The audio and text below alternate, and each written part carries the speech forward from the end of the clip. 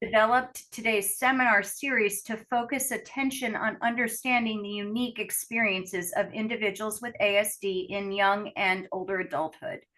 The topics we will review include the current state of knowledge regarding health and well-being for autistic adults, and our hope is to follow this series with presentations focused on clinical services, as well as the ways in which research and clinical care can inform and advance each other's agendas. So we'd like you to please share your thoughts and questions with us through the chat, because we'll have time for discussion at the end of each lecture. Also, please make sure to mute your microphones, and remember that today's seminar is being recorded and also transcribed. Today's seminar focuses on an especially important and timely topic: dementia in autism, research updates, and clinical implication. It's my great pleasure to introduce our speaker, Professor Giacomo Vivanti. He's a faculty member at the Drexel Autism Institute.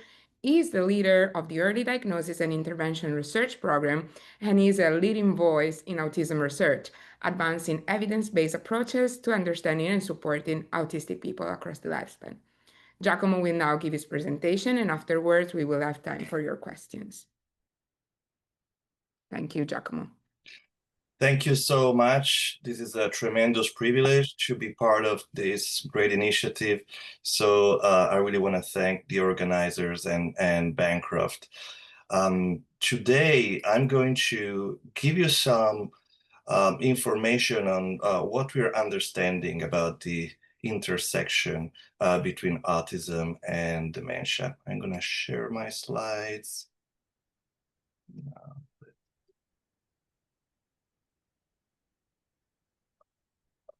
Okay. You should be able to see my slides. Does it all look good? Yeah, we can see it, Giacomo. Okay. First of all, I want to acknowledge the funding that supported the research that I will talk about, especially the work conducted by Lindsay Shee at the Autism Institute, which resulted in the availability, the funding supports that allowed us to start looking into this completely neglected area of research, neglected until a few years ago.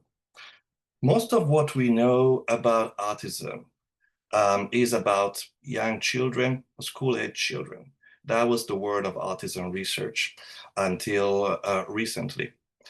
And this is disgraceful because children on the autism spectrum become adults on the autism spectrum. For the majority of their lives, they will be adults. These, for example, that I'm going to show you now are my two brothers, Giulio and Michele, who were diagnosed with autism as children, and now they have gray hair. And a few years ago, they stopped receiving services. They started living with my parents, who are themselves at an age in which they will be concerned for cognitive decline and dementia. And one of the first things that I started researching in the literature, as I was concerned about their lack of services and living arrangement, living with their elderly parents, was to figure out whether indeed those who have a diagnosis of autism are at an increased risk for dementia. And a few years ago, there was just no answer to that question. There were a couple of contradictory studies that really did not address this basic answer. Now, if we don't know if a phenomenon exists, we don't know how to address the needs of those who are affected by such phenomena. So what is it that we know about adults on the autism spectrum and their outcomes? Well, we know that they're twice less likely to be living independently. This is a psychosocial outcome that is highly interrelated with health outcomes, such as the twice increase in medical condition, reduced school completion, educational attainment, but high likelihood of psychiatric conditions, and low likelihood of employment.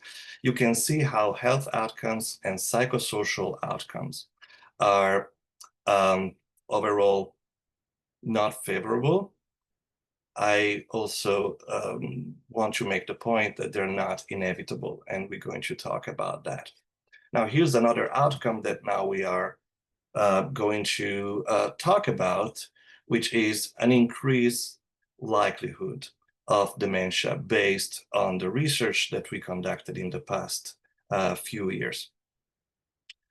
Hopefully, an outcome that is also not inevitable, but it's likely interrelated with all these negative psychosocial or adverse psychosocial and health outcomes. So I will not, today I will talk about the increased, the knowledge that we have about the increased risk of dementia in autism in the context of this bigger picture of adverse health outcomes in older individuals on the autism spectrum. Now, anything that we're going to talk about today, it's based on a very small body of literature. This research is in its infancy, but it's growing. What you're seeing here is the number of peer-reviewed studies that have the keywords autism and dementia. And you can see how this research is growing, and we have learned more about this topic in the past 4 years than in all the previous decades combined.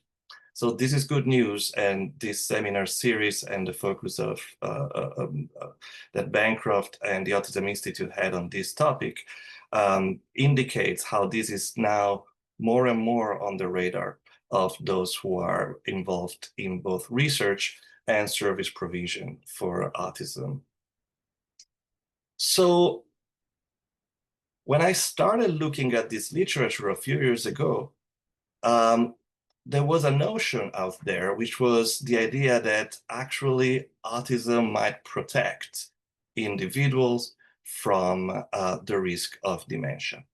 This was called the safeguard hypothesis, which was prominent until a few years ago. And the idea, it was that larger brain volumes in autism and increases in white matter connections will provide additional cognitive reserve. So the idea that in those on the autism spectrum, there are more neurons, there is more, there's more material that will be protecting from the impact of cognitive deterioration, basically. And there were some preliminary findings that will sort of being aligned with this notion.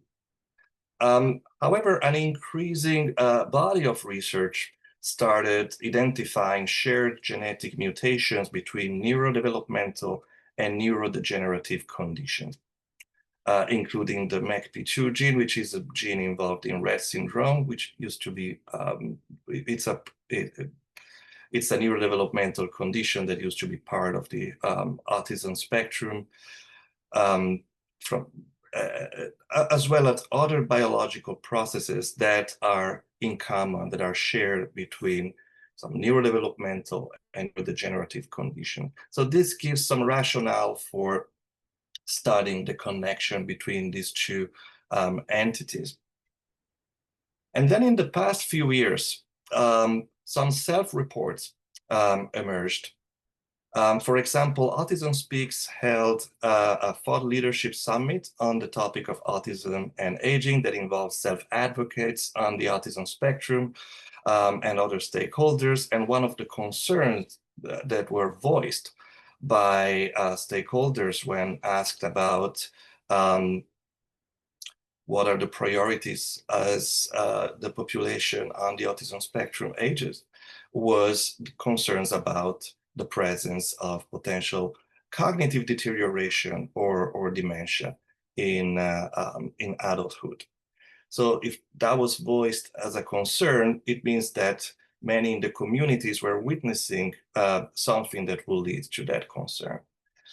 And then Claire Klein and colleagues have published a report in 2023 in which I think this is from the SPARC cohort. This is from a large data set where individuals on the autism spectrum.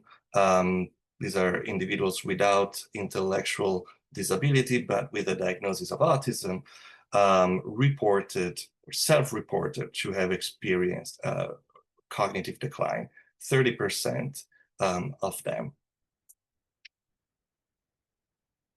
So we decided to examine this, let's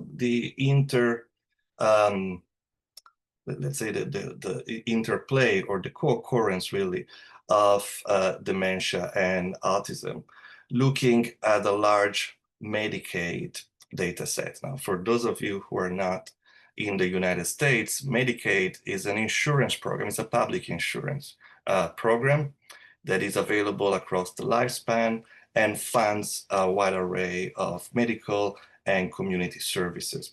So individuals who are eligible to be on Medicaid for different reasons, including disability status or other reasons, will be in a system in which data are collected about diagnoses that they might have and services that they might receive. So we can learn about these large numbers of individuals. Now here, this research is initial research that we conducted on this insurance program, which I forgot to mention, only cover individuals until the age of 64. So these are younger individuals on the autism spectrum, age 30 to age 64. And they were Medicaid beneficiaries. And they had a diagnosis of autism. Now here, we looked at whether the incidence of dementia in this population, which will, in this case, because they're younger than 65, this will qualify as early onset dementia, was increased relative to the general population of Medicaid beneficiaries. So this is not the overall population. These are individuals who access Medicaid due to different eligibility criteria. And importantly, what we found is that overall, having a diagnosis of autism resulted in a 2.3 increase of the likelihood of having also a diagnosis of dementia. This was true both for those who had a diagnosis of autism without co-occurring intellectual disability. You can see the risk here is 2.0 in the overall model. We adjusted for some factors. We took into account some factors, including the reason why someone was eligible for Medicaid, such as disability status, poverty. We looked at diagnosis of depression, any other psychiatric conditions, cardiovascular disease risk factors, and all of that, so that we could determine whether the risk, whether the incidence of early onset dementia was higher after taking into account all of those things that could be potentially confounding factors. So in both models, we can see an increase that is both for those who have a diagnosis of autism alone and those who have a diagnosis of autism plus co-occurring intellectual disability. And we could see that this was on a large number of participants. This is a population that involved over 12,000 individuals with autism only and 26,000 with autism plus co-occurring intellectual disability. So the incidence is increased, and the overall prevalence that we found was between 4 and 5% of individuals on the autism spectrum with a diagnosis of dementia as recorded in this healthcare data set, compared to less than 1% in the general population of beneficiaries in that particular data set. Not only dementia diagnosis was more frequent, but it was also occurring at an earlier age. In fact, the average age in this data set of mean dementia diagnosis was below age 50 for those on the autism spectrum, and above age 50 for those who were not. Now, this research, of course, does not establish why these co-occurrences exist, and there are a lot of limitations that I will talk about in a minute. But one thing that is important is that previous research was not conducted. Previous research on the topic was conducted on either self-reports or on much smaller samples. So this is the first sort of large-scale indication that if you have a diagnosis of autism, rather than having a protection against dementia, you might have an increased risk. So definitely this was not aligned with the idea of autism protecting from dementia, was more aligned with those self-reports that we talked about. The next research study that we undertook involved a linked Medicaid and Medicare data set. So Medicaid is a data set that covers older individuals. It's, again, a public insurance program. It works in the same way from a research perspective, meaning that we have data on those who are enrolled in the program, and we could tell whether those enrollees had specific diagnoses or were receiving specific services. Now, this allowed us to follow participants over time, including focusing on the population of those who are older than 65. So overall, we saw we were able to look at data for 114,000 plus adults on the autism spectrum, who again were Medicaid and fee-for-service Medicare beneficiaries. So I'm going to focus on the younger individuals and the older individuals separately. But overall, what we found in the Medicaid beneficiaries on this data set, which followed a different cohort, it was not the same cohorts as the previous research. What we found is a replication of the figures that we found for the original cohort for the Medicaid beneficiaries. These are the younger adults, 30 to 64. Around 5%, again, a little higher for those with a diagnosis of autism plus intellectual disability.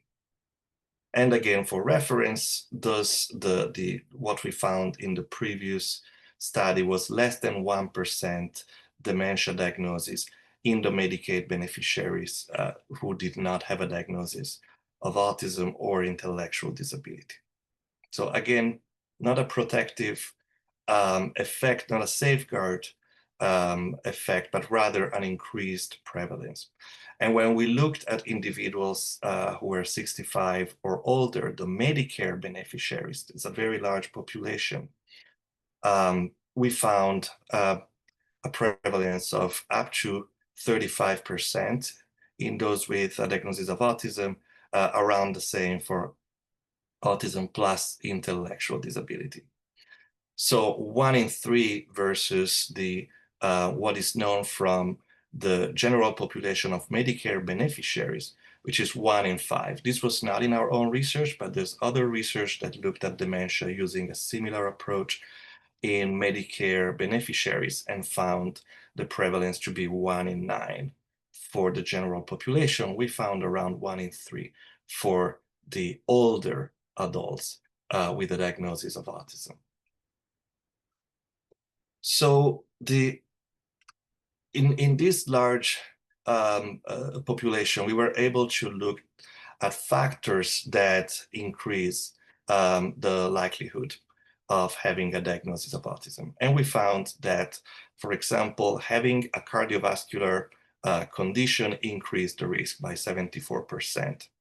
Having co-occurring depression increased the risk by 165%. and up to 72% for other psychiatric conditions. Now, one thing that is important here, those factors, cardiovascular conditions, depression, and other psychiatric conditions, increase the risk for dementia in the general population as well. These are not autism-specific factors, but if you have a diagnosis of autism, you're more likely to also have these additional risk factors. So this is important, but it's also important to understand that even after adjusting for these risk factors, we see more frequent occurrence of dementia in autism. So we use models that take into account these factors, and we see the increased prevalence as well. Now, more or less around the same time we were doing this research, our colleagues in Boston, they were also doing research on the exact same topic, also using Medicaid and Medicare data sets, and they pretty much replicated the same figures: high co-occurrence of autism and dementia, which turns into around 9% overall if you put together the younger and the older individuals. And because they followed all the cohorts between 2011 and 2019, they also documented that there was an increasing prevalence of this co-occurrence over time, potentially for improved identification of dementia in autism, or maybe improved survival. Those in more recent years, autistic individuals who also have dementia might live longer. Or maybe there's some factors that changes the temporal risk, that makes the risk changing over the years. So what is the reason why this is happening? Why is this happening?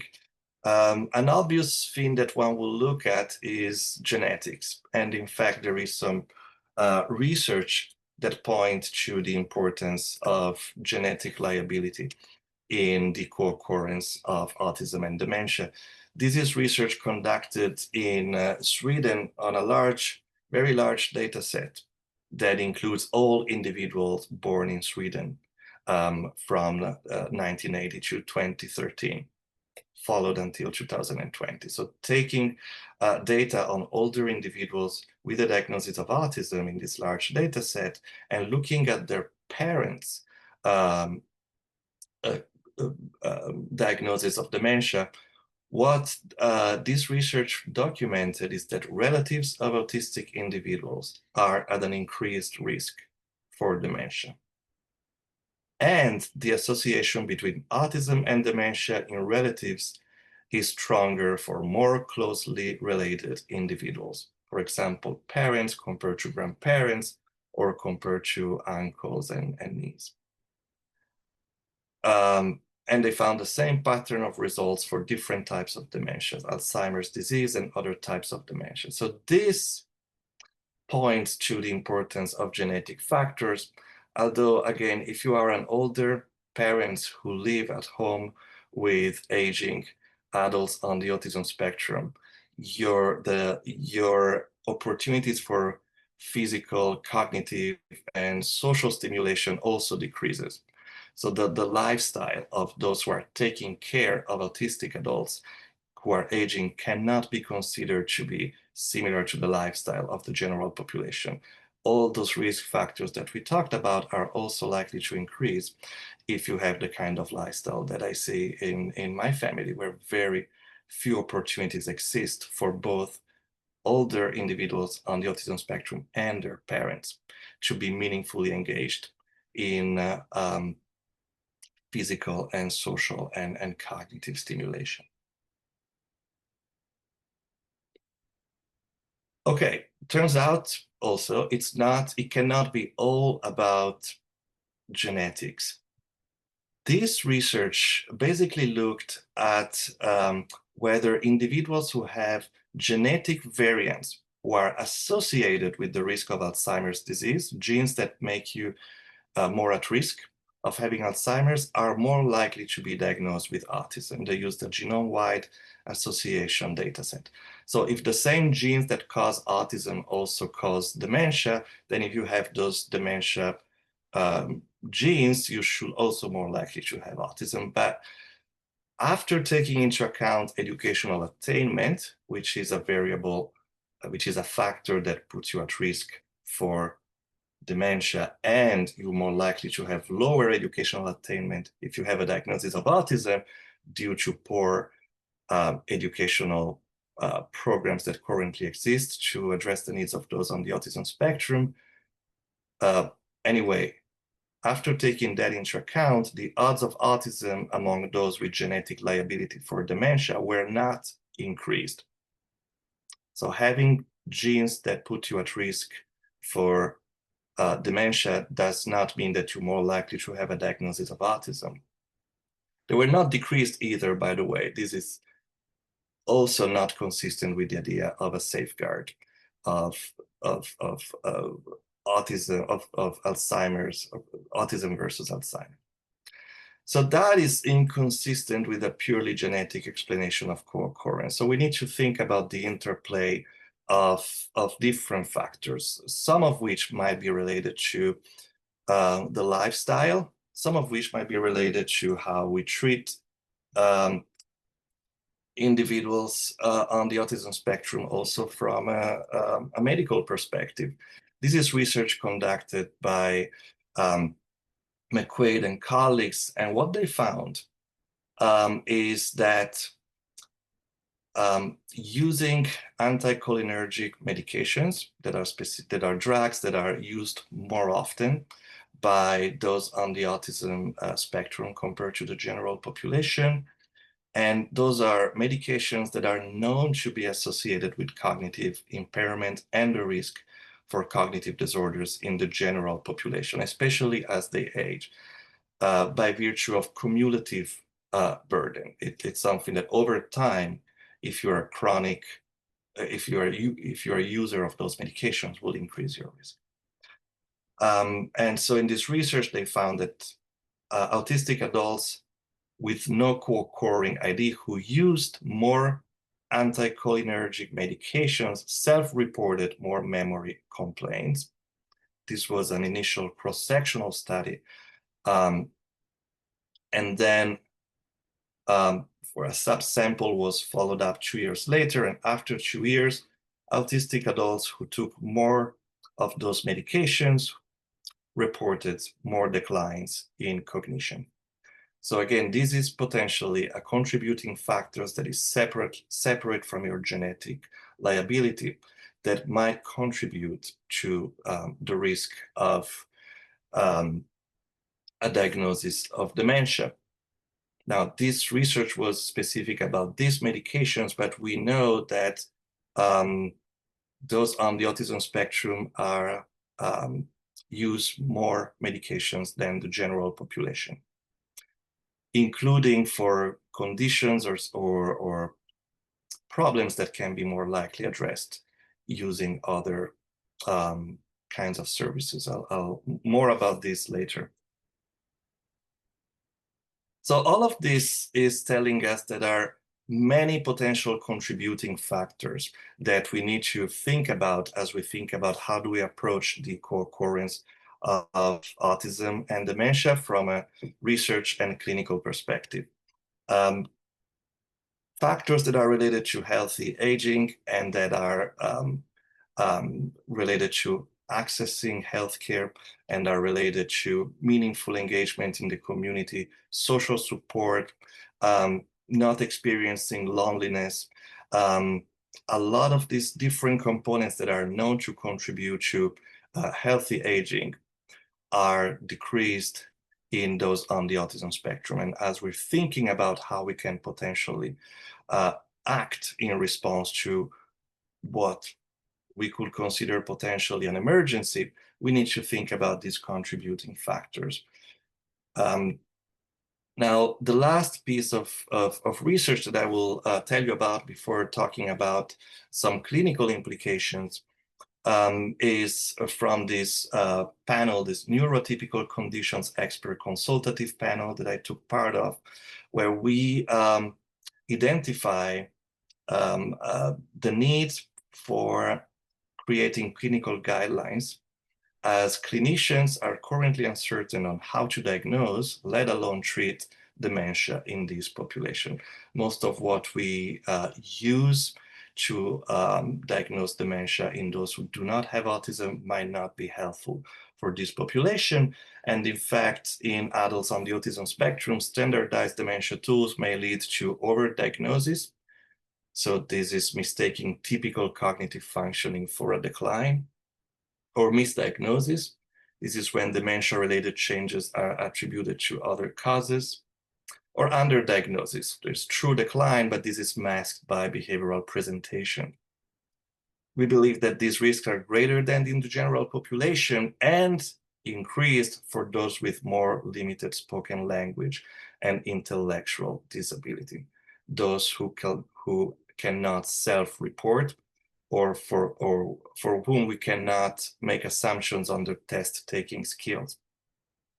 And I'm thinking about also aging individuals with profound impairments who live in residential setting with high staff turnover. What happens if you have high staff turnover? There is limited reliability for informant-based assessment. Your carer knows your current sort of status and behavioral features and functioning, but does not have the historical memory of how this is changing over time.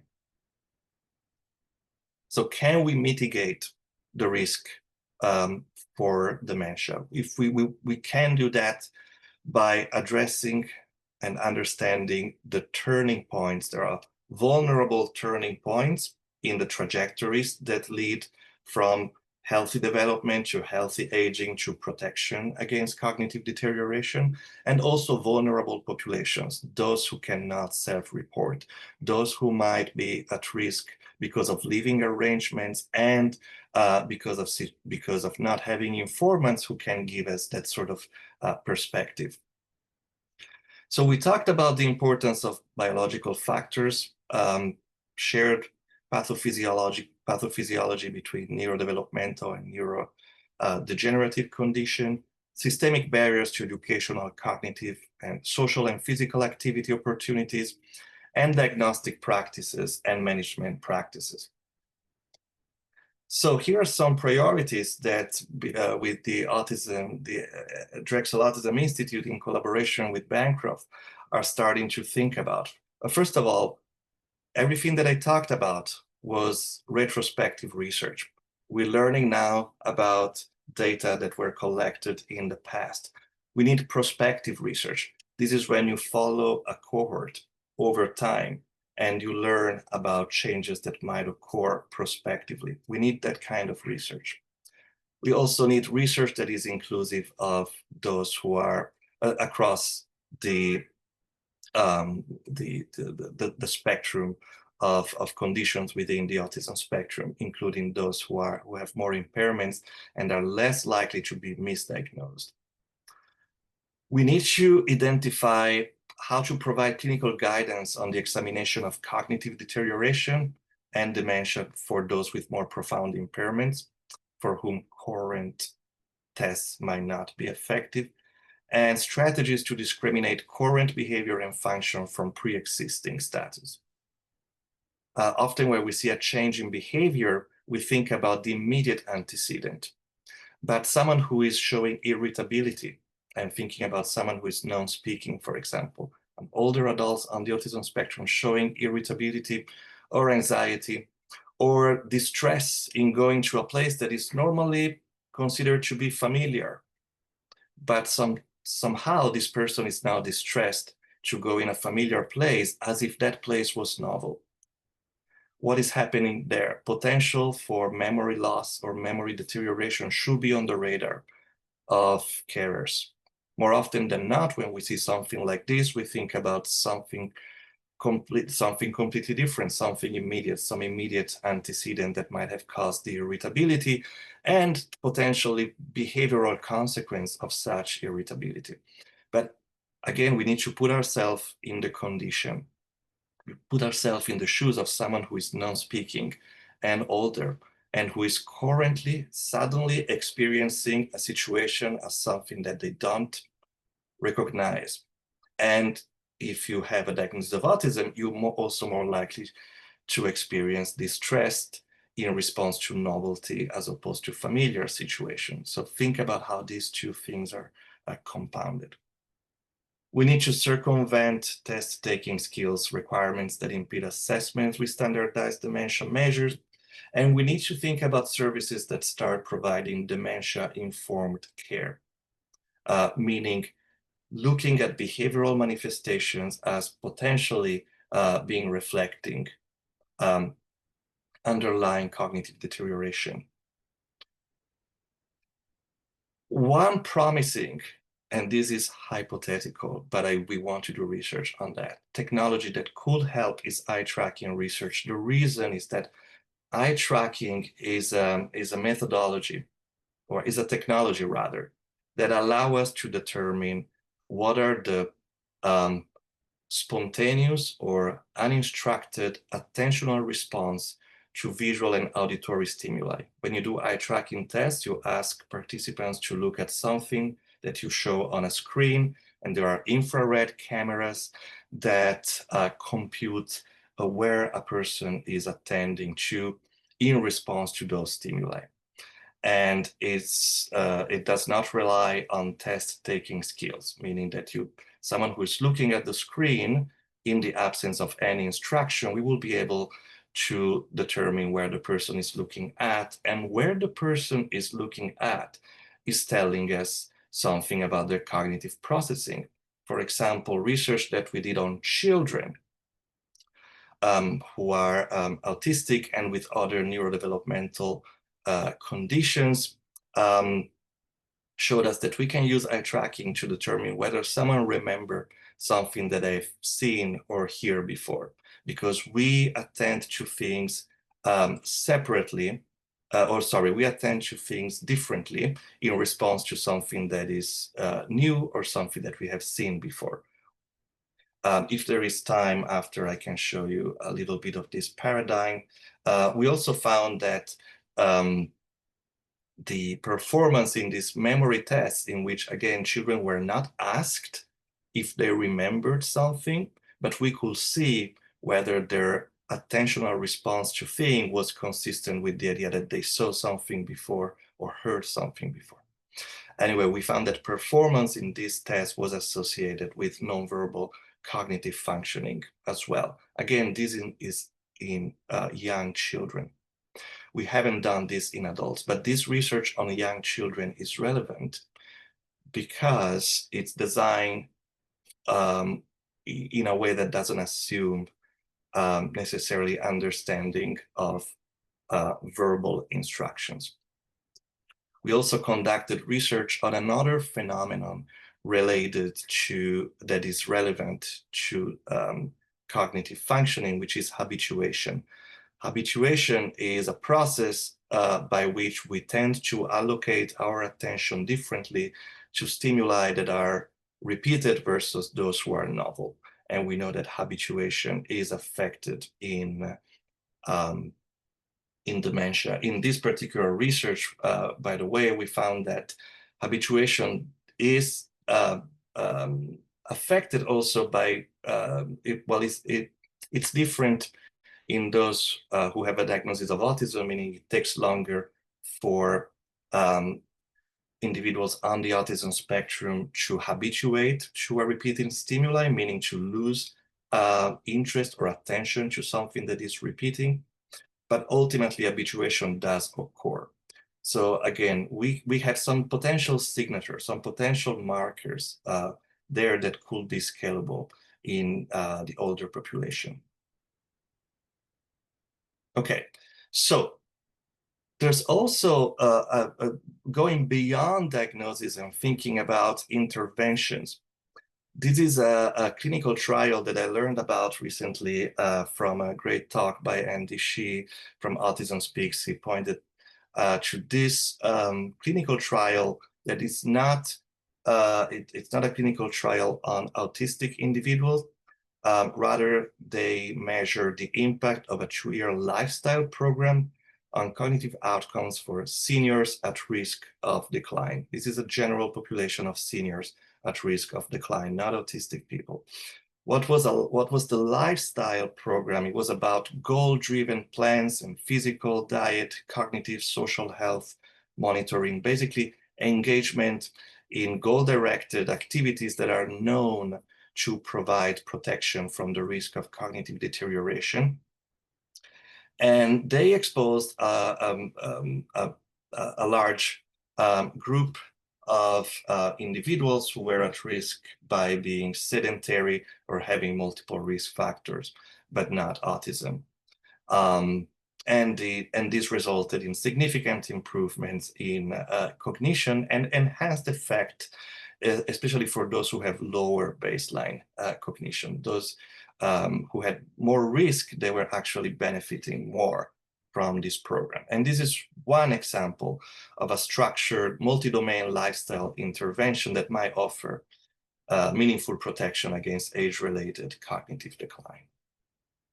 So access to this health or healthy brain programs to those who are on the autism spectrum seem to be important and a promising avenue here. So in conclusion, what have we learned from this research, and what do we need to move forward? We need a public health research approach to address this challenge, and I will tell you briefly what I'm talking about when I talk about a public health research approach, but it basically means that we need to act and learn in a way that is informed by the lived experiences of those who are affected by this co-occurrence. And we need to use interdisciplinary science that uses both biological and psychosocial determinants of health outcomes as the reference point. What we can reasonably now conclude that there is a higher prevalence of dementia in autistic adults, or at least we can conclude that autism does not protect you from having dementia. This seems to be the case for those with and those without intellectual disability. So it's not all about intellectual disability. By the way, in our studies, we did not include those whose intellectual disability was caused by Down syndrome. All of those prevalence figures were intellectual disability, but not Down syndrome, because we knew already that Down syndrome will sort of inflate those figures. So this is general intellectual disability. There is a possible shared biology between autism and neurodegeneration, genes, pathway mechanisms, increased liability in parents versus grandparents that suggest the importance of genes, but there's more than that. It's not the likely only explanation. There are shared environmental factors with the general population, but in the context of autism-specific risks, meaning the things that put me, you, and I at higher risk for dementia, such as cardiovascular conditions, medications, low physical activities, etc., also increase the risk. But this should be framed in the context of autism-specific risks of experiencing more of those preventable risk factors, service barriers, unemployment, low educational attainment. If we mitigate those risk factors, we mitigate the risk for dementia. So we need to act at that level. Some of these risk factors are modifiable. Also, we need to address the diagnosis gap.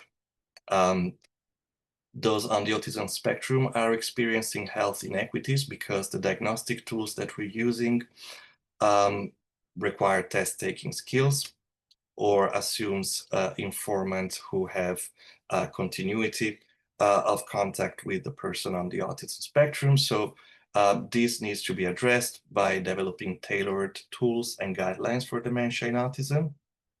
And there are care priorities, including access to existing community healthy brain and health promotion programs, and developing new ones that are designed for autism.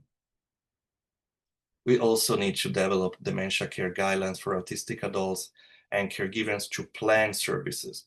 If there is indeed a staggering 1 in 3 adults on the autism spectrum who will develop dementia, and we need more research to replicate that. But if this is the case, it means that we are absolutely unprepared for planning care as the population of those on the autism spectrum ages, for those who are currently affected and for the future, uh, um, for those who are aging now and will age.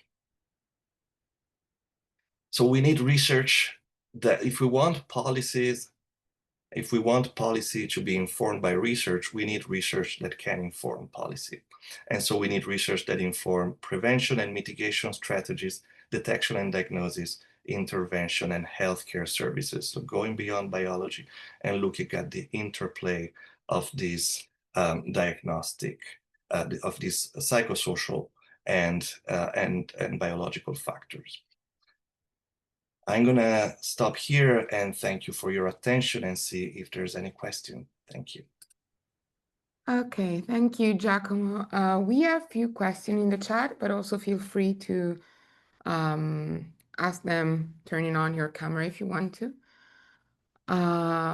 We have a question in Italian that I'm going to translate, and other question we can read them straight away. So since you mentioned that there is a higher risk for people with cardiovascular problem, could there be a correlation in this individual with vascular dementias rather than with forms related to the Alzheimer's disease itself? Yeah. Our group, was it possible to take into consideration the percentage of with respect to the two forms? Yeah, so one limitation of our retrospective data sets is that we were not able to determine the specific etiology for dementia, and that's the difference between doing retrospective research and prospective research. If we're doing prospective research and we can actually do a clinical diagnosis and provide clinical ascertainment, we will not need to rely on administrative diagnoses that are generally speaking reliable. There is research showing that administrative diagnosis in public insurance data sets tend to correspond to clinical diagnosis. But long story short, we need to do research that is more specific about etiology, including within the autism spectrum. Then we have a question. My son with profound autism with IDD has two variants of the lipoprotein E4 genotype. What does research tell us about this population? So first of all, I don't have the genetic or biological expertise to answer any question related to specific genotypes. But what I will say is that this is the kind of research, this is the kind of lived experience that need to inform research questions. We need to that's why we need stakeholder engagement. We need to have an idea of the specific concerns that parents have in relation to specific genotypic or phenotypic presentations, so that we can address those research questions. We have another question from Liza. Are there studies on prevalence in individuals who exhibit self-injurious behavior, specifically head-directed SIB? This is so important. This is so important. So now the reason that is absolutely crucial for many reasons. First of all, individuals who engage in self-injurious behavior, they're likely to be medicated as well. So that might increases the risk. They might also experience damage as a consequence of their self-injurious behavior, who might increases the risk. They're likely to experience fewer social opportunities, fewer employment opportunities, fewer educational opportunities, fewer everything opportunities.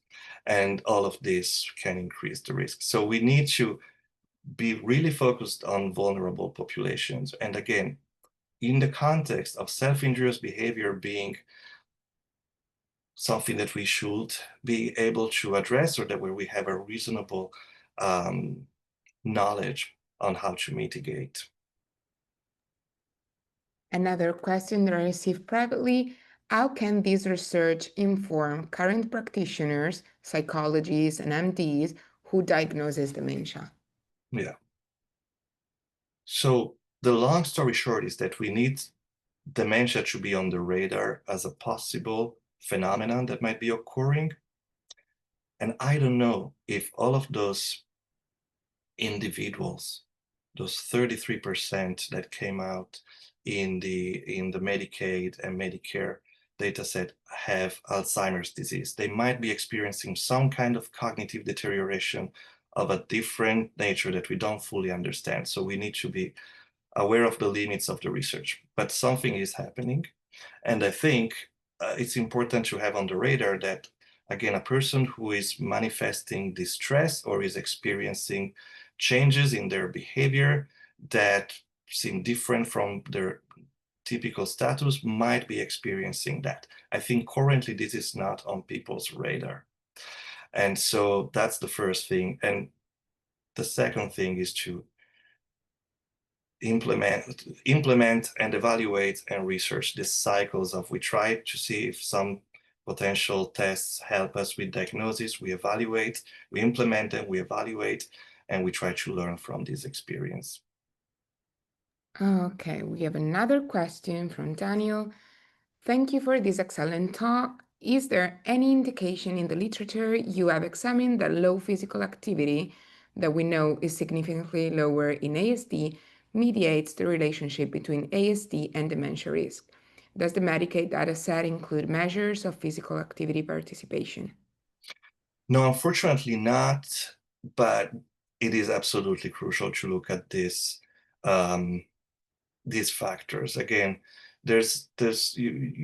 you can learn about diagnosis and some service use from Medicaid and Medicare, but it's the day-to-day behavior and lifestyle that is really important, and we need more data on that. Yes, low physical activity is associated with cardiovascular disease. Those who are always in front of their computer screen, like myself, instead of going out and walk, are at higher risk of have high blood pressure, cardiovascular disease, and all of that, and that increases the risk.